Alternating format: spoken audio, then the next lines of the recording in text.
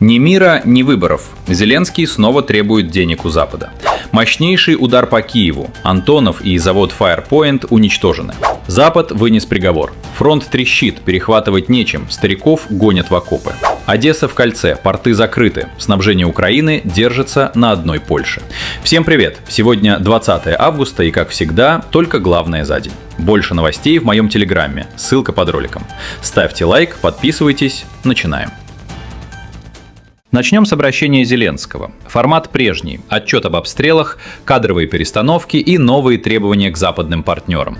Но что бросается в глаза, за все выступление снова не прозвучало ни слова о переговорах или о выборах. А ведь именно эти две темы сейчас обсуждают везде, и внутри Украины, и на Западе. Складывается ощущение, что в Киеве их сознательно обходят стороной, и делают это уже далеко не первый раз. Вместо разговора о дипломатии – ставка на санкции и новые поставки оружия. Никаких компромиссов, только давление. Значительная часть речи ушла на внешнюю политику и работу дипкорпуса. На фоне приближающегося политического сезона в Европе Зеленский потребовал от своих дипломатов выбить максимальную и, главное, бессрочную поддержку, несмотря на то, что обстановка в странах-партнерах меняется, и меняется явно не в его пользу. Он прекрасно понимает, в европейских столицах уже устают от его бесконечных запросов. Абсолютно четкие задачи. Это касается такой коммуникации с партнерами, которая должна обеспечить Украине больше сил. Даже в условиях политической турбулентности, в которую может погрузиться Европа с началом нового политического сезона. Нам нужна стабильная поддержка, устойчивость, вполне конкретные результаты. К зиме мы в Украине должны быть уверены. И будем уверены в нашей обороне, в наших позициях настолько, насколько это возможно. Дальше кадры. Верховная Рада утвердила новые назначения. Евгений Хмара стал министром обороны, Андрей Сибига возглавил МИД. И тут Зеленский не стал скрывать, чего он ждет от обновленного военного ведомства. Главные задачи – наращивать дальнобойные удары и вести активные наступательные действия.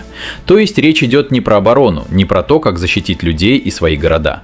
Речь про то, как ударить дальше и сильнее, чем прежде. Приоритеты расставлены предельно ясно, и говорят они сами за себя.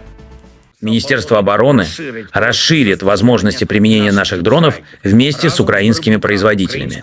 Оружие обеспечит больше возможностей для защиты украинского неба, а вместе с партнерами расширит возможности наших оборонительных операций и наступательных действий. Уже налажено хорошее взаимодействие. По сути, это обращение лишь подтвердило одно – курс не меняется. Эскалация, дальнобойные удары, требования денег без конца и края.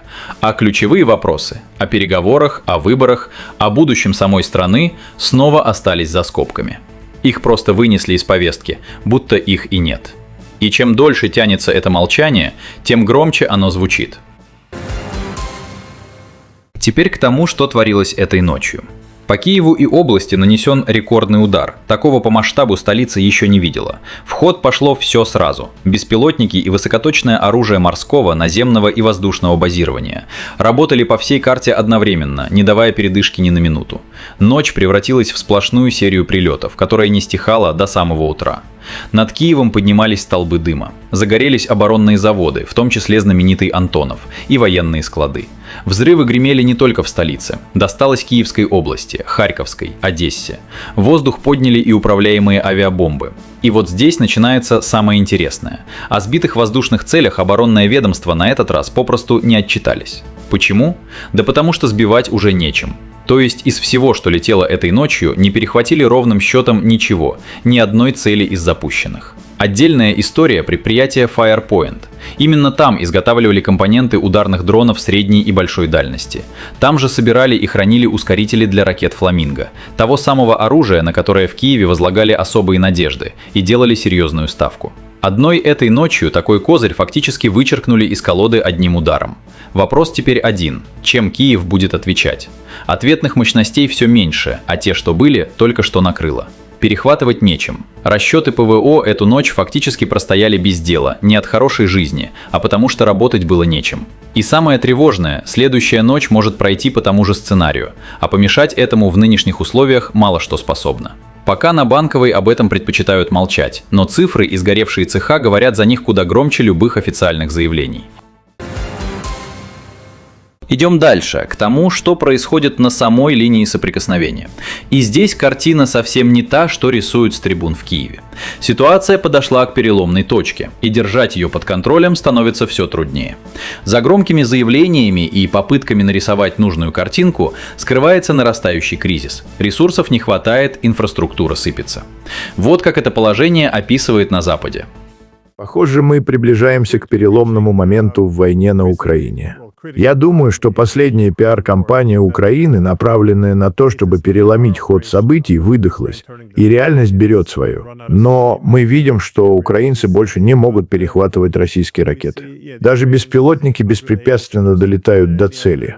А Украина практически полностью отрезана от моря из-за морской блокады. Многие критически важные участки фронта слабеют. Это не эмоции, а холодная констатация. Перехватывать ракеты уже почти нечем, страна фактически отрезана морской блокадой, и на ряде важнейших участков фронта дела идут только под откос.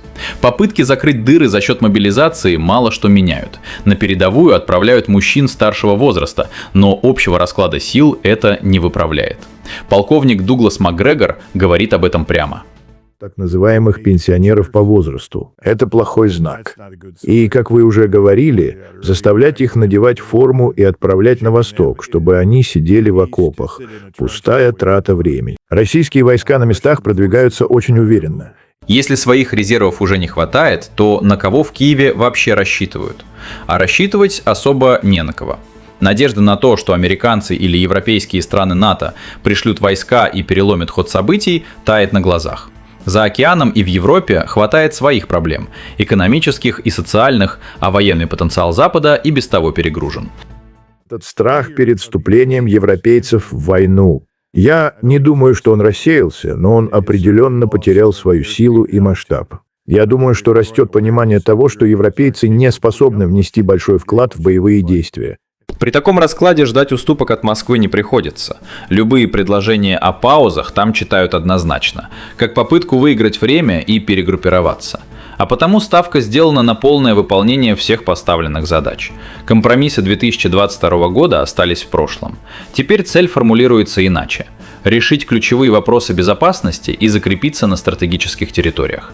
О том, что стоит за этими целями, Макгрегор говорит прямо. Но очевидно, что у русских сейчас есть все войска, вся техника и все возможности, необходимые для достижения успеха. Русских интересует то, что они называют Новороссией. В этом нет никаких сомнений. Они хотели бы, чтобы там возникло нечто, что не будет враждебно настроено по отношению к России. И не будет действовать как сателлит НАТО и база для проецирования, скажем так, насилия в отношении России. Складывается тупик, из которого у Зеленского все меньше выходов. Кризис на фронте, истощение людского ресурса, слабеющая поддержка Запада – все сходится в одной точке. И каждый следующий день в таких условиях превращается уже не в стратегию, а в банальную гонку на выживание. А теперь про то, как Украина оказалась в самой настоящей транспортной ловушке. Черноморские порты, по сути, заблокированы, а значит, привычный маршрут поставок оружия по морю закрыт наглухо. Остается только суша. И вот тут начинаются проблемы, о которых в Киеве предпочитают лишний раз не распространяться перед публикой. Петля вокруг Одессы затянулась всерьез. А ведь это не просто еще один город на карте. Это жизненно важный коридор, через который шел экспорт и поступало снабжение. Теперь же Украина попадает в почти полную зависимость от поставок по земле. Вариантов остается совсем немного. Либо через Литву, либо в основном через Польшу. И вот с Польшей все складывается совсем непросто, и с каждым месяцем все хуже. Отношения Зеленского с Варшавой сейчас можно назвать одним словом – отвратительные. Полякам, по большому счету, все это давно надоело. Их глубоко задели и заявления, и само поведение украинского руководства. Накопилось за это время многое – и зерновой спор, и исторические претензии, и общий тон, в котором с Варшавой разговаривали из Киева. И теперь, когда именно от Польши зависит львиная доля наземных поставок, эта застарелая обида превращается в очень реальный рычаг давления. Что будет с фронтом, если единственная работающая дорога вдруг начнет давать сбои? А риск более чем реальный. Достаточно Варшаве замедлить транзит, ужесточить правила или устроить очередную проверку на границе, и снабжение просядет в самый неподходящий момент. При этом давление российских войск на линии соприкосновения только нарастает день ото дня. Сложите одно с другим. блокаду портов, испорченные отношения с ключевым транзитером и растущий нажим на фронте. И картина получается откровенно тревожной. Все указывает на то, что впереди Киев ждут серьезные проблемы, и решить их за счет одних только громких заявлений уже точно не выйдет. Итак, что мы имеем в сухом остатке? Киев продолжает делать вид, что все под контролем, а по факту сыпется сразу везде. Небо прикрывать нечем, море перекрыто, последняя дорога висит на одной обиженной Польше. И на этом фоне с трибун звучит что угодно. Про санкции, про дальнобойные удары, про поддержку, только не про мир и не про выборы. И вот что важно понять. Это уже не про один тяжелый день и не про одну плохую ночь.